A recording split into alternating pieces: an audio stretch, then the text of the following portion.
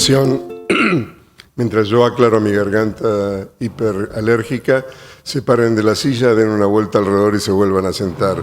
Es una vieja, no es en serio esto, por supuesto, es una vieja recomendación porque estamos tomando opinión sobre enfermedades que tienen muchísima oferta, muchísimas marcaciones, digamos, de su biología que pueden tener algún impacto. Entonces se mezclan muchísimo los caminos y pueden aturdir. Entonces, vuelta dada, vuelta de página hacia síndromes mielodisplásicos. Me preguntaba yo, que no soy el relator habitual de síndromes mielodisplásicos, si me siento cómodo en esta instancia. Recuerden, a los que estaban vivos en la hematología en ese momento, que cuando comienza el problema de la apoptosis por factor de necrosis tumoral, hemos tenido una vuelta intensa, todavía no agentes hipometilantes, una vuelta intensa en la búsqueda de la biología y nos tocó organizar el primer simposio de síndromes mielodisplásticos en ese momento en la sociedad, fue en Buenos Aires, no me acuerdo en qué hotel, y vino la Mielodysplastic Foundation con Bennett a la cabeza, y me sentí muy cómodo siendo el anfitrión. Por lo tanto, acepten mi relato en este momento, les agradezco. Y también creo, digamos, como homenaje no es homenaje a Salta, sino al sentimiento de localidad, Lucrecia Martel, persona que conozco en forma distante a través de uno de sus productores, que es un sobrino mío, es una persona de una intensidad profunda que dice exactamente esto cuando es la presidenta del Festival de Venecia: me siento que soy un artista salteña. Bueno, yo hoy día también me siento que soy un artista salteño. Dixit por Lucrecia Martel. Te recordarán La Ciénaga, la Niña Santa y otras excelentísimas películas. El tema de los síndromes mielodisplásicos, que son un grupo de trastornos clonales, premalignos y malignos, o sea que algunos establecen una instancia de progresión futura como diagnóstico, por ahora no tiene cáncer, pero puede ser que lo sea, y que básicamente se caracterizan por tener una insuficiencia funcional de la médula ósea, pero con médula ósea muy rica, algo que sabemos todos. La anemia es 90 y pico % macrocítica, tienen más del 50% anomalías genéticas que suponemos adquiridas, aunque cuando empezamos a trabajar con gente más joven, no lo voy a mostrar eso, encontramos algunas alteraciones o algunas mutaciones que se dan congénitas, no digo necesariamente hereditarias, lo son luego de la primera mutación hereditaria, como el GATA2, que vamos a estar presentando algunos casos de una familia que todos los componentes a partir de un primer probando son GATA2 y progresaron hacia displasia, hacia leucemia. Pues la tendencia a progresar a leucemia aguda, como ustedes pueden ver acá en el punto número 4 o 5, y son patologías prevalentes, particularmente en la adultez provecta. Más o menos paralelan la leucemia mieloblástica del adulto. Empiezan a crecer después de los 50 años, esto en su pico en los 80, y su evolución es o hacia insuficiencia medular progresiva o hacia leucemia mieloblástica aguda. Creo que con esto podemos decir que esta es la definición muy amplia y cabalgan en un grupo de enfermedades como la leucemia mieloblástica, como hemos dicho, como la anemia plástica en los síndromes mielodisplásticos hipoplásticos, tienen algún parentesco en algunas oportunidades con clones emergentes de hemoglobina paroxística nocturna y tienen un discreto grado de superposición con algo que no nos vamos a dedicar porque es una patología interesante y resuelta, como la leucemia mielomonocítica crónica, y algunas anomalías autoinmunes como la aplasia pura de células rojas y la leucemia de células granulares grandes que generalmente producen neutropenia. Dicho esto, progresamos hacia las clasificaciones. Por supuesto, den otra vuelta a la silla si quieren. Voy a ser muy breve, quité un montón de partes de las clasificaciones, pero básicamente he puesto que las consideraciones generales. Displasia, como ustedes vieron, es el común denominador para todos. Displasia eritrocitaria es lo más frecuente, pero tienen generalmente displasia leucocitaria concomitante y megacariocítica.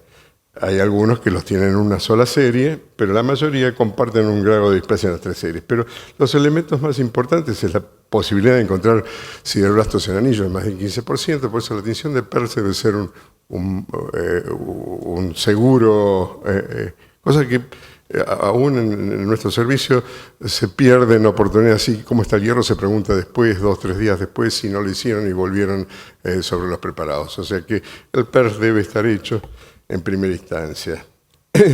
La presencia de algunas anomalías genéticas generan una subvariedad, que es de la lesión del 5Q, reconocida tempranamente y reconocido su efecto por los inmunomoduladores, particularmente la lenalidomida, hace más de 10 años, y luego las que no son más frecuentes o más comunes, que son las displasias con exceso de blastos.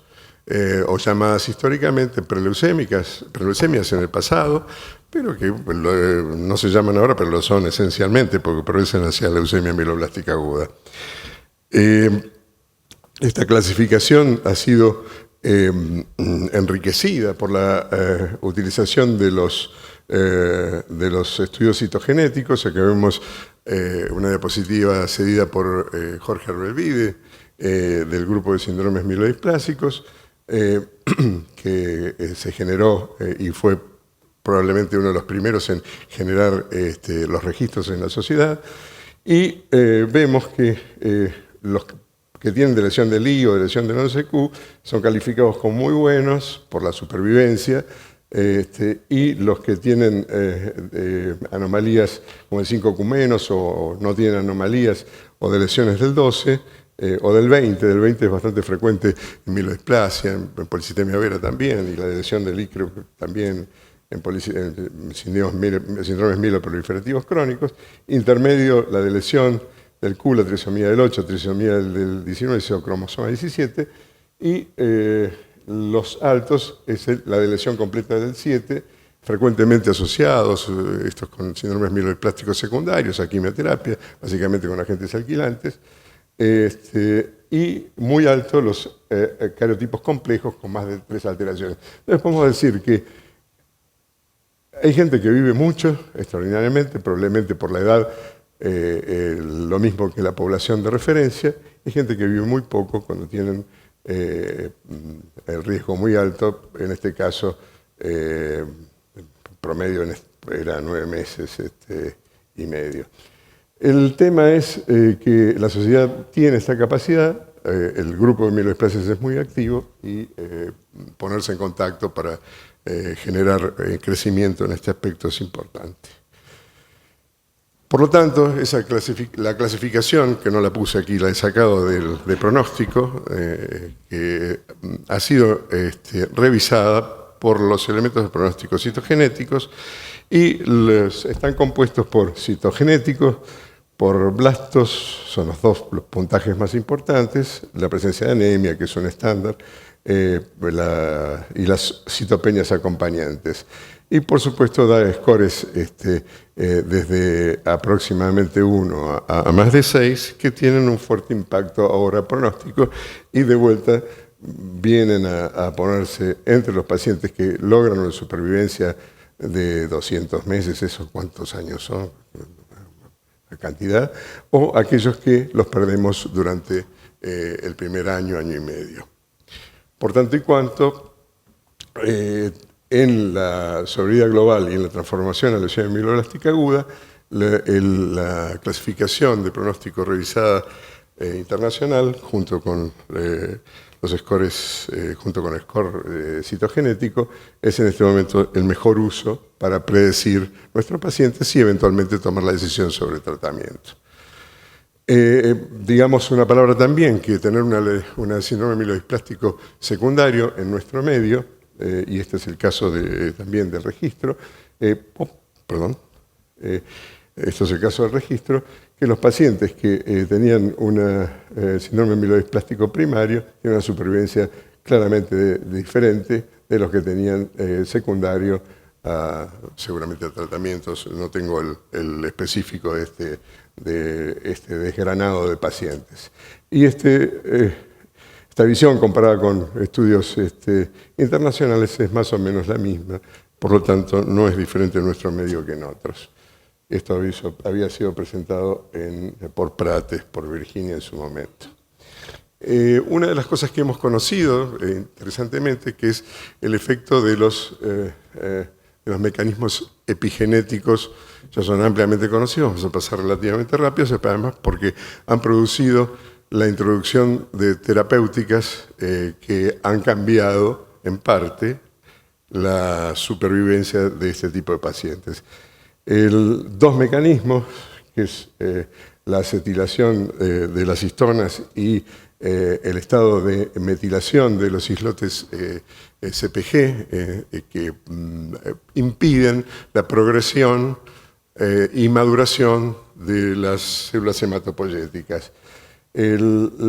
Básicamente la incorporación de tratamientos hipometilantes ha mejorado la supervivencia de este tipo de pacientes y es lo que vamos a revisar como efecto terapéutico. Pero más recientemente, las mutaciones puntuales hechos con NGS y con 17 a 20 targets diferentes, han identificado algunos de ellos como TP53, que es el guardián del genoma. Ustedes, si quieren acordarse de todas las siglas, se las pongo aquí. Yo me acuerdo solo de algunas. Y el ZH2, que son los que tienen más intensa efecto en la supervivencia cuando se han estudiado en cohortes retrospectivas de pacientes con síndrome mielodisplástico. Si bien están empezando recién a tener targets, el TP53, desconozco si el ZH2 lo tiene, están en periodos relativamente tempranos de experimentación, pero serán parte de las futuras decisiones terapéuticas.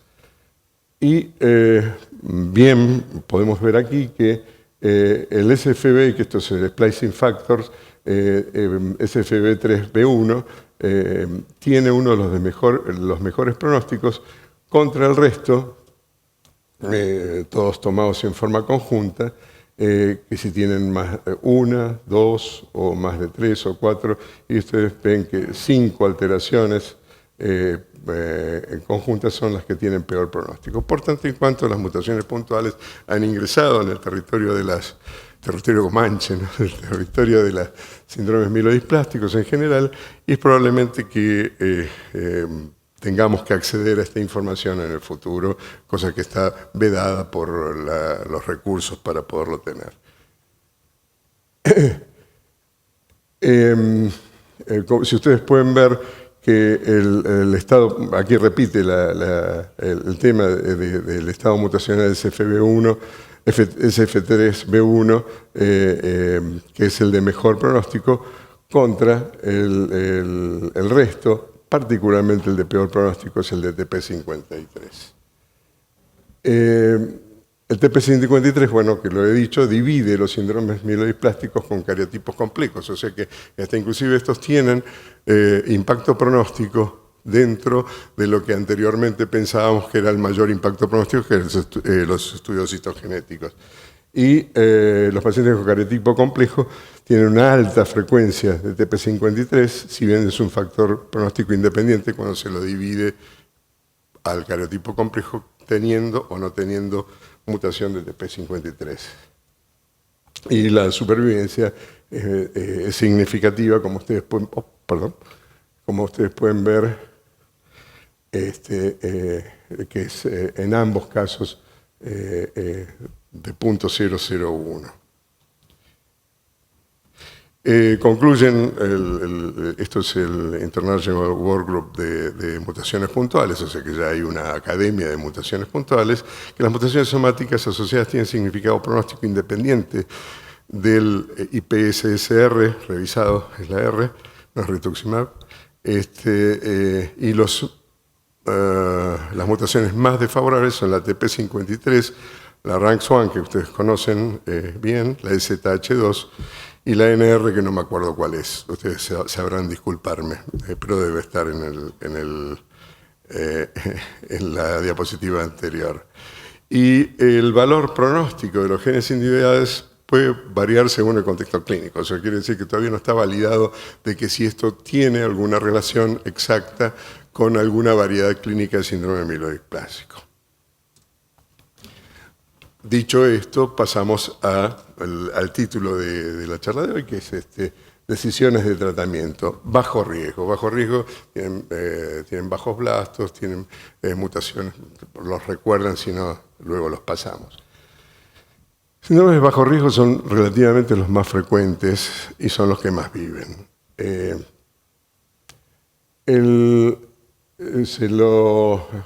A los que tienen anemia sintomática, la primera decisión, excepto sea testigo de Jehová, es intentar aumentarle la hemoglobina con una transfusión si viene con anemia sintomática. En los que no, tratamos de identificar, esto es la NCCN de este año, identificar si tiene la lesión del 5Q-, vamos a ver cuál es el síndrome 5Q-, que todos ustedes conocen, pero básicamente es anemia macrocítica a veces con plaquetas elevadas, modesta neutropenia, sin demasiada displasia en la serie roja, y tienen la característica de tener los megacariocitos redonditos el núcleo y redondito el megacariocito. Eso es lo que mejor hemos visto en los relativamente pocos casos que hemos visto de 5Q-. Entonces, NCCN dice con 5Q-, lenalidomida. Esto es en Estados Unidos. En Europa, lenalidomida está postergada a usar primero recursos estimulantes eritropoyetina. Sin lesión de 5Q-, con baja eritropoyetina, EPO más menos factor granulocítico de crecimiento, filgrastim. Dije bien, ¿no? No, trim. Y si no tuvieran lesión del 5Q- y con eritropoyetina de más de 500, en algunos casos, si son hipoplásticos y tienen HLA-DR15, la posibilidad de hacer inmunosupresión combinada de la misma manera que se hace en aplasia medular podría tener algún espacio. Y vamos a repasar también la indicación de dosis normales o bajas de agentes hipometilantes que originalmente no estaban puestos dentro de la indicación y eventualmente considerar lenalidomida.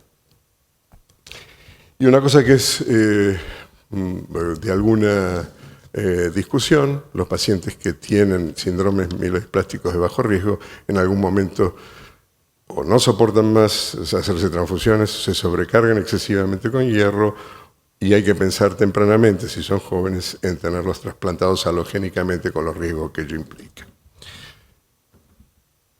Existe un score para poder predecir, básicamente la respuesta a eritropoyetina, está hecho de hace tiempo, pero básicamente tiene que ver con la eritropoyetina sérica. Yo voy a ser sincero, nosotros la dosamos, la eritropoyetina sérica, pero le ponemos a todos tratamiento con eritropoyetina. Levante la mano quien censuraría esa posición.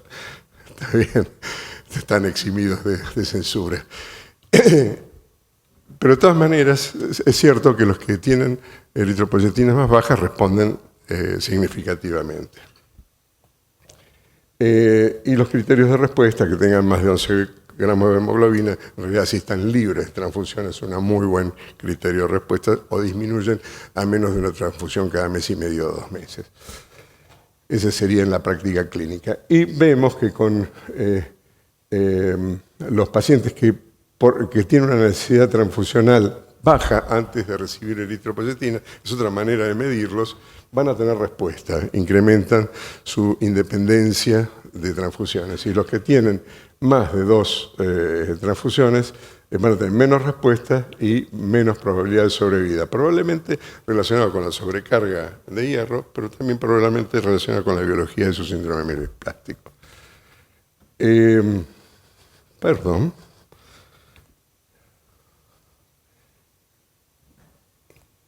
La sobrevida con EPO más factores, más filgrastim, también ha sido observado que mejora en el grupo con requerimiento transfusional elevado. O sea que es una opción que usamos relativamente poco,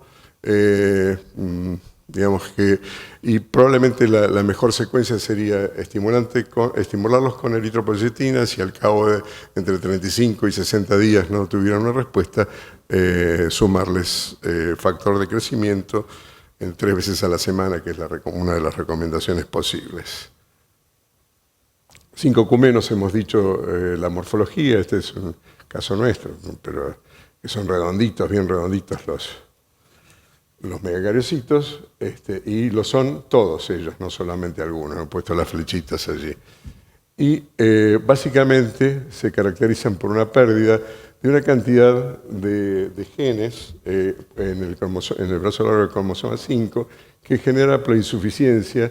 Esta es el RPC14 da la anemia macrocítica, el GESPA9 y el CD74 la neutropenia, el microRNA 145 también colabora con la neutropenia y la trombocitopenia, y eventualmente algunos de ellos, cuando tienen expansión clonal, pueden tener mutación adicional del TP53 y generan algo que tienen regularmente, que es respuesta a la lenalidomida.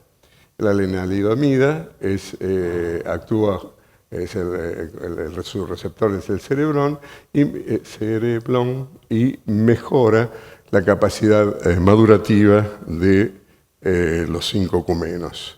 De tal manera que prácticamente 60% responden, tienen una independencia de transfusiones, una buena cantidad de ellos de los que responden tienen además remisión citogenética, o sea que desaparece el 5Q-, y es importante que esto ha progresado. Yo no he usado el estudio original de List del 2005, sino este de Fenó más reciente, en el cual algunas dosis de lenalidomida estaban siendo probadas y la independencia transfuncional al cabo de las primeras 2 meses era de 61%, por eso tiene el efecto relativamente amplio, y al cabo de 26 semanas se mantenía esa independencia transfusional, lo mismo que la dosis de 5 miligramos, que no tiene una diferencia demasiado significativa, pero entre 5 y 10 miligramos podría estar nuestra decisión. En general elegimos las de 5, pero en pacientes que puedan no estar respondiendo podríamos elevarlo a 10. Y la independencia transfusional no fue alcanzada en un seguimiento medio de un año y medio. En este punto vemos que existe la posibilidad de utilizar, y ya ha sido visto en el protocolo original, de lenalidomida en los pacientes sin lesión del 5Q-. Cierta manera tienen algún efecto beneficioso contra placebo. Ustedes ven la independencia transfusional en 8 semanas fue el 26%, mucho menor que en los 5Q-, pero los que tienen placebo no tienen independencia transfusional. O sea que algún efecto el lenalidomida en no 5Q- podemos esperar. Y la duración de media del tratamiento es de 32 semanas, es inferior, o sea, la duración del efecto es inferior a los pacientes con 5Q-. Y otro tema que puede ser una controversia es la utilización de agentes hipometilantes en síndromes mielodisplásticos de bajo riesgo, y el diseño es azacitidina en dosis bajas, digo 1,3 cada 4 semanas, 75 miligramos de ASA o 20 miligramos de decitabina, y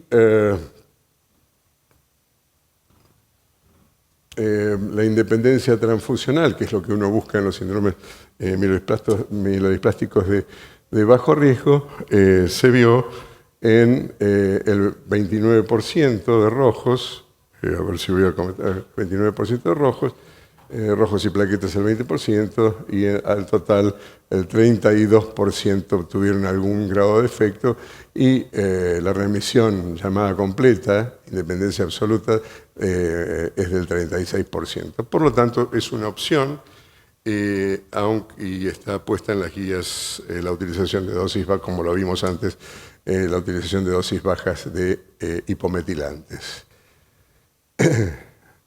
Otros estimulantes para los pacientes que están con plaquetas bajas son los pacientes con trombocitopenia y el Trombopag, que se ha probado con dosis relativamente más altas que en PTI, también tienen algún impacto significativo contra placebo en la recuperación de plaquetas. Existe siempre el tema de si el Trombopag va a producir leucemias secundarias, mielofibrosis, mieloproliferativos, eso no está claramente visto a este momento. Y el estudio EQUAL de mielodisplasias dice que el Trombopag en pacientes con bajo riesgo y trombocitopenia severa revelan un incremento de plaquetas, respuestas de plaquetas duraderas frente a placebo, puede inducir remisión en algunos pacientes y su toxicidad es manejable, es la propia del Trombopag, y no se encontró evolución hacia síndrome mieloesplástico blástico o leucemia mieloblástica aguda. Los pacientes que respondieron tuvieron obviamente una mejor calidad de vida, menos transfusiones, menos hemorragia. En este momento es una de las indicaciones.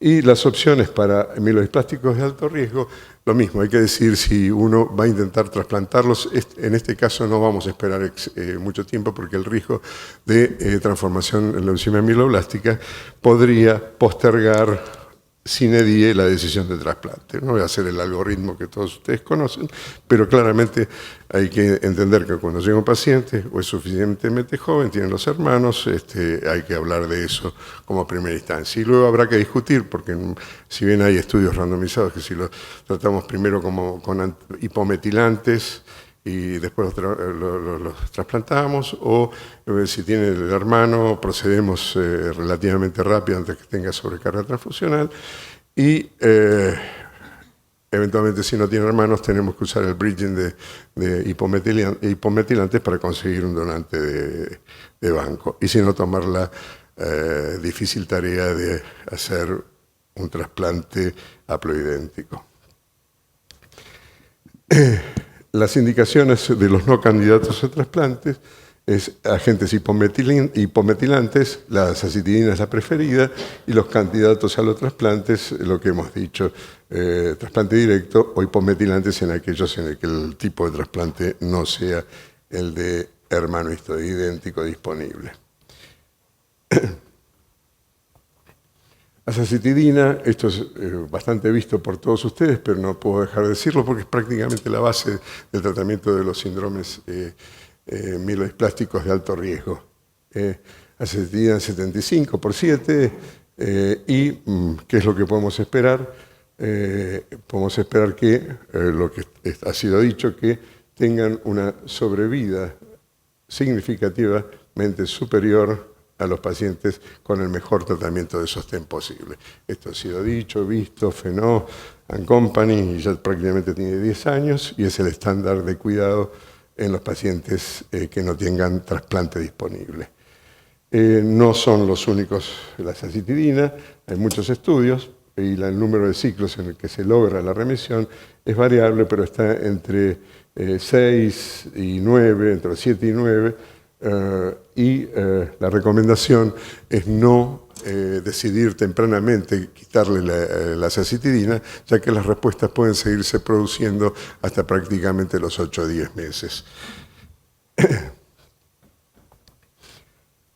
Y como es la base de los tratamientos, ha sido sumada a otros tratamientos. Simplemente voy a citar el Vorinostat como tratamiento accesorio de la otra parte de las anomalías epigenéticas, que es un inhibidor de histonas desacetilasas. Este es el estudio del SOC de ASA y Vorinostat, que se hizo para síndromes mieloespásticos y leucemias mielomonocíticas crónicas. El beneficio en sobrevida es para azacitidina. Estas son la síntesis de agentes hipometilantes. Los beneficios para la azacitidina están relacionados con la calidad de vida, disminución de transfusiones y el tiempo hacia evolución hacia leucemia. La supervivencia es para acitidina, supervivencia global. La mielosupresión de citabina es ligeramente mayor que la acitidina, sea quizá un problema de dosis. Y la indicación es continuar indefinidamente la administración hasta toxicidad o progresión hacia leucemia mieloblástica aguda. Antes de abandonar, hemos dicho que hay que probar un tiempo entre 4 y 6 meses.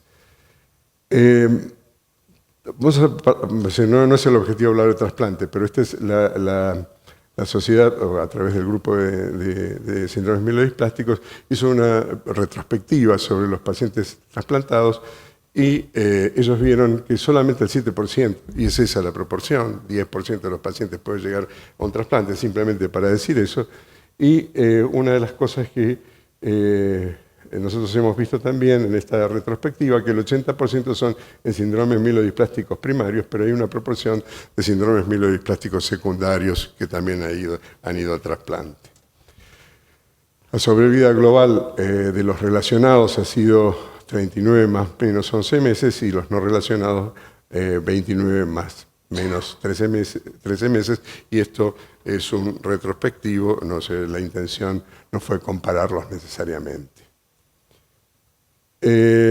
Un tema tiene que ver, ya llegué al tiempo cero, sé que les voy a tomar 3 minutos más o 4, porque tiene importancia la sobrecarga de hierro. Los pacientes con sobrecarga de hierro tienen menos o peor sobrevida y menos tiempo de progresión hacia la leucemia mieloblástica aguda. Por tanto y cuanto, esto que es un retrospectivo con ferritinas más o menos de 1000, indicó que los pacientes que tenían quelación, ya sea quelación por un tiempo relativamente breve, o todos los quelados, tenían una supervivencia diferente a los pacientes que no eran quelados. Esta visión hace que nosotros tomemos la decisión de quelar al momento de detectar sobrecarga transfusional con ferritinas superiores a 1000. Y por último, estas 2 o 3 últimas, es para nombrar los nuevos mecanismos y las nuevas drogas que existen. Uno de ellos es luspatercept, que es una molécula que digamos, pone en el receptor del tumor growth factor beta e impide a través de la línea de señalización, la señalización a través del SMAD, y provoca una disminución de todos los efectos inflamatorios que tiene implícito. Esto vuelve a lo que hemos hablado de TNF, inflamación, que es el mecanismo de disminución de la eritropoyesis, y la gran mayoría de los pacientes responden, o sea, disminuyen o tienen respuestas completas de su necesidad transfusional, y tanto el sotatercept como el luspatercept son los candidatos para el futuro, todavía no necesariamente aceptados, pero probablemente aceptados dentro de relativamente poco tiempo, para tratamiento de los síndromes mielodisplásticos de bajo riesgo con necesidad transfusional que hayan progresado bajo tratamiento de eritropoyetina o eritropoyetina y filgrastim. Este es el Medalist, y en este tipo de pacientes el luspatercept tiene un beneficio significativo en independencia transfusional. Esto ha sido presentado en el ASH del reciente de diciembre. Y sepan que no solamente el mecanismo, sino el mecanismo de acción sobre los telómeros, un inhibidor de telomerasa, como el imetelstat, también es otro candidato para producir en los pacientes de bajo riesgo que no sean de lesión del 5Q, un efecto de independencia de transfusión aproximadamente el 40%. Tiene efectos secundarios y provee neutropenia y trombocitopenia como los efectos secundarios más importantes. Entonces, como síntesis y para terminar, y para agradecerles la atención que han tenido conmigo, de quedarse sentados, ninguno dio vuelta alrededor de la silla y se fue, que eso es bastante interesante. hubiera sido ideal que se hubiera terminado. Las enfermedades, son enfermedades de la hematopoiesis que resultan en eritropoiesis ineficaz y progresión hacia la leucemia. Son prevalentes en la población vieja, las mielodisplasias también pueden ser unilineales o eventualmente multilineales. Las unilineales son las de menor riesgo. La sobrecarga de hierro la hemos revisado y es un evento de jerarquía y de pronóstico importante. Hemos pasado por las alteraciones citogenéticas, epigenéticas y las mutaciones llamadas driver. Esto me hace acordar al taxi driver, que estaban locos. Algunas de ellas muy importantes, como la TP53, y que tienen respuesta a agentes estimulantes eritropoyéticos, análogos trombopoyéticos, hipometilantes, inmunomoduladores, inmunosupresores, pero ninguno de ellos lo cura. Lo que lo cura es el trasplante halogénico o halogeneico de médula ósea, y si bien es posible para una relativamente pequeña proporción de los pacientes. Y los agentes hipometilantes, 5-acetidina y decitabina, van a continuar jugando un papel importante en los síndromes de mielodisplasticos de alto riesgo y probablemente sean la base de combinaciones para futuros desarrollos de drogas. Les agradezco la atención.